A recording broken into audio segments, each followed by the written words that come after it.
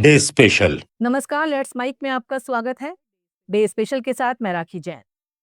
10 फरवरी हिंदी कविता के इतिहास में उस आवाज को याद करने का दिन है जिसने शब्दों को सजावट नहीं, प्रतिरोध बनाया। आज पुण्यतिथि है सुदामा पांडे धूमिल की, एक ऐसे कवि की जिसकी कविता शालीन नहीं, ईमानदार है, जो पाठक को सहलाती नहीं, झकझोरती है। धूमिल की कविता उस लोकतंत्र का आईना है जहां सवाल तो बहुत हैं, लेकिन जवाब अक्सर सत्ता के पास नहीं होते। धूमिल ने कविता को फूलों की तरह नहीं, पत्थर की तरह उछाला। वो जानते थे कि भाषा जब बहुत सुंदर हो जाती है तब सच छिपाने लगती है। इसलिए उन्होंने कविता को समाज की पीड़ा कहा। कविता किसी एक आदमी की नहीं, पूरे समाज की पीड़ा है। उनकी कविता व्यक्तिगत अनुभव से शुरू होकर सार्वजनिक विवेक में बदल जाती है। पढ़ते हुए लगता है ये एक आदमी की नहीं, पूरे समय की आवाज है। धूमिल उस दौर के कवि थे जब आजादी के बाद का मोहभंग साफ दिखने लगा था।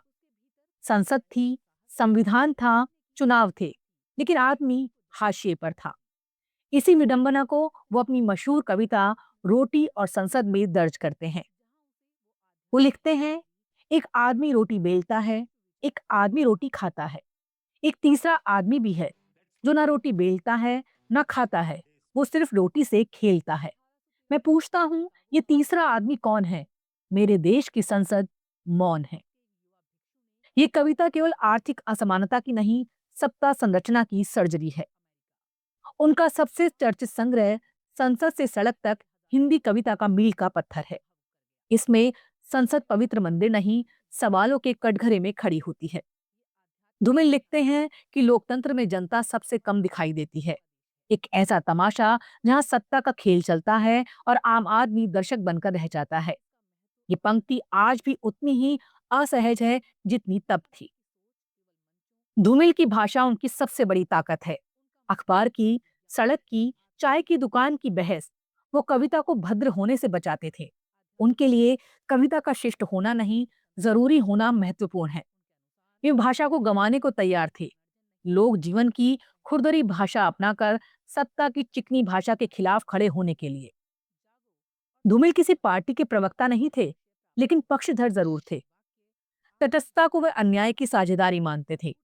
उनकी कविता बार बार आदमी की तरफ खड़ी होती है। मैं अपने समय का सबसे बड़ा गुनहगार हूं, क्योंकि मैं अब तक चुप हूं। ये पंक्ति कवि की आत्म स्वीकृति भी है और पाठक पर आरोप भी। उनकी कविताओं में गुस्सा है, लेकिन विवेक से उपजा हुआ। वो व्यवस्था को गाली नहीं देते, उसकी भाषा उसके सामने रख देते हैं। लोहे का स्वाद लोहे को ही पता है, तुम क्या जानो एक आदमी कैसे टूटता है। धूमिल की एक सबसे तीखी और प्रतीकात्मक कविता है मोचीराम, जहां एक मोची के जरिए वो जाति, वर्ग और दलित के दर्द को बेनकाब करते हैं। मोचीराम कहता है, बाबूजी सच कहूं, मेरी निगाह में ना कोई छोटा है ना कोई बड़ा है। मेरे लिए हर आदमी एक जोड़ी जूता है जो मेरे सामने मरम्मत के लिए खड़ा है। और असल बात तो ये है कि वो चाहे जो है, जैसा है, जहां कहीं है, आजकल कोई आदमी जूते की नाप से बाहर नहीं है। फिर भी मोचीराम के मन में वो दर्द है जो पेशे से परे जाता है। पेशेवर हाथों और फटे जूतों के बीच कहीं ना कहीं एक अदद आदमी है जिस पर टांके पड़ते हैं, जो जूते से झांकती हुई उंगली की चोट छाती पर हथौड़े की तरह सहता है। और जब ये सोचता है कि बाबूजी इस पर पैसा क्यों फूकते हो, तो भीतर से आवाज आती है, कैसे आदमी हो, अपनी जाति पर थूकते हो। ये कविता सिर्फ एक मोची की कहानी नहीं, बल्कि दलित की समदृष्टि और समाज की क्रूरता का आईना है, जहां हर आदमी जूता बन जाता है, मरम्मत की जरूरत वाला। 10 फरवरी 1975 को धूमिल चले गए, मात्र 38 वर्ष की उम्र में। कम उम्र थी, लेकिन कविता इतनी सघन कि कई पीढ़ियों का बोझ उठा ले। उन्होंने जो सवाल उठाए, संसद, लोकतंत्र, भाषा, आदमी, जाति, आज भी हमारे सामने है।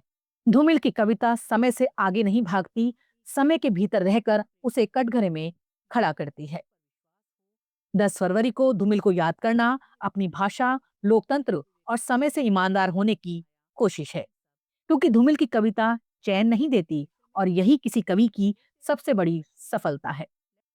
डे स्पेशल में फिलहाल इतना ही। नमस्कार। आप सुन रहे थे